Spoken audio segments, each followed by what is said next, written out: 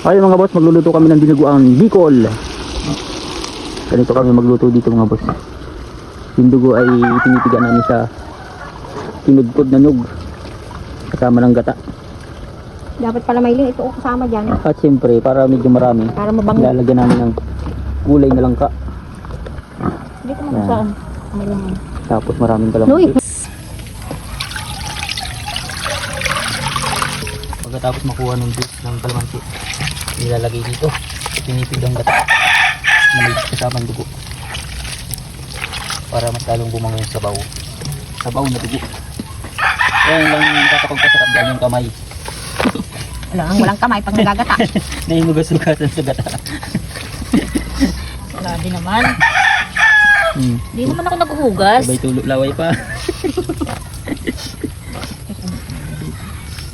Kaya mga boss, lalagay na yung kalamansi para paglagay ng dugo ay hindi bubuo.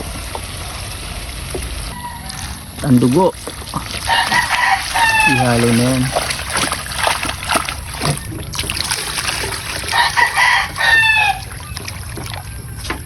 Daran dito na magluluto.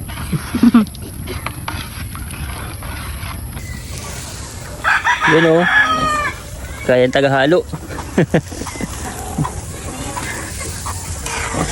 Napaluto kami mga boss ng dinuguan kasi doon sa Karatig barangay namin ay dispiras ng piyesta. Ay sinakop na namin yung barangay namin.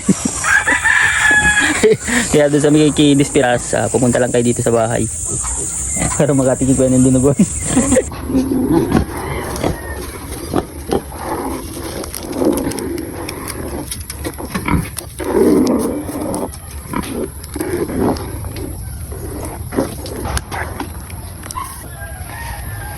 Ayan mga boss, ilalagay na namin yung gulay na langka.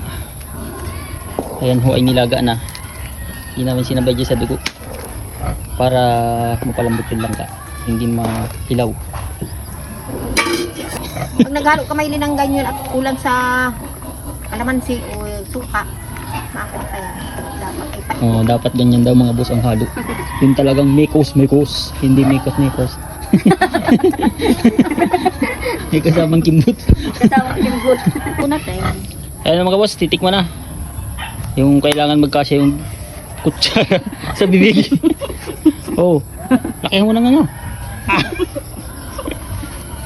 Ay, malapad ba sa mukha mo yung oh, wow. Tagasandok. Maliit. Okay. May tagasandok ang prinsipe. Tikman na natin kung ano ang resulta. Hipang natin ng kulot. Bango. Bango na mo yung kalamansi. Pili-pili ko pala yun. Medyo maasim-asim.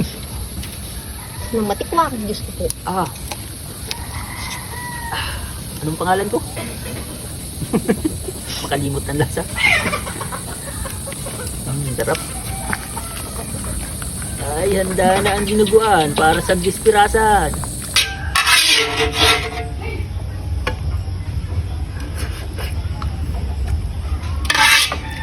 Sa sobrang sarap. Tawag na tira. Kakakuntin sa